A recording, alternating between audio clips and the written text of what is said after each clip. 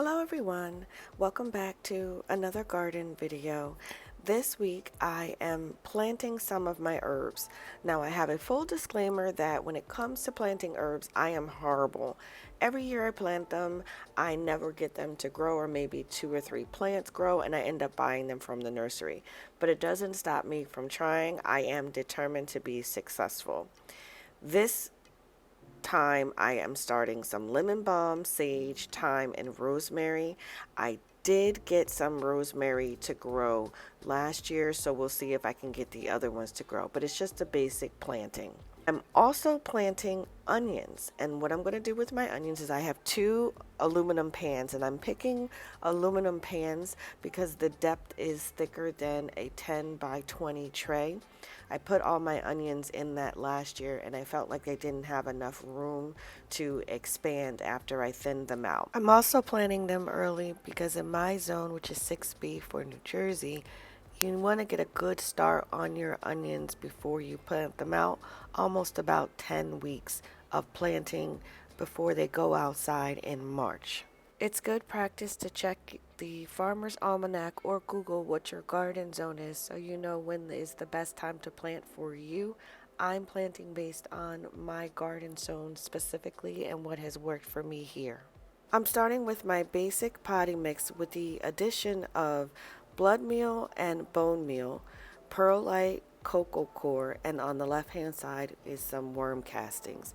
And as usual, I'm just going to make sure this is fully mixed up and incorporated. I'm adding the blood meal and bone meal because the onions are going to stay in this medium for quite some time, and to encourage good root growth for the bulbs, I'm putting in some additional nutrients for them. If they weren't staying in this container for so long, I would not be putting in the fertilizer.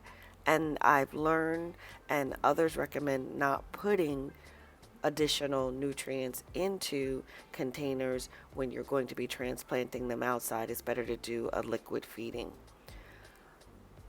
After I've mixed up the soil, I put together my growing tray contraption with skewers and the bottom tray and drainage holes, and then filled it up with the soil.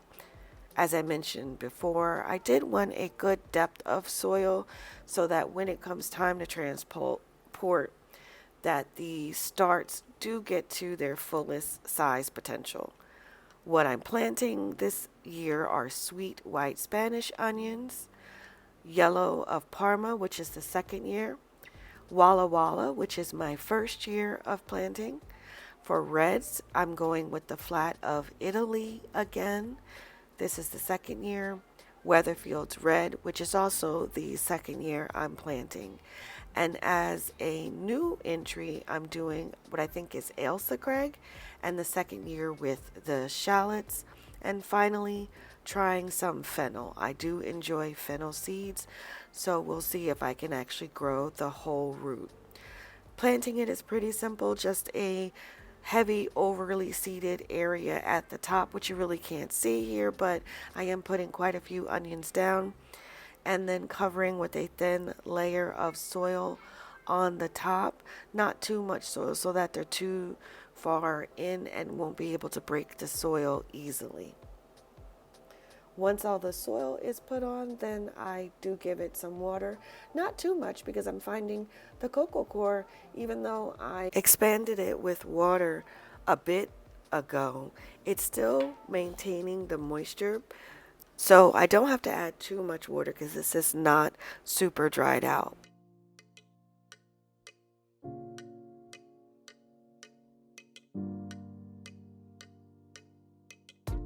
10 days later, I had some sprouts. Not too many, but some finally started to peek through, so hopefully the rest will show up.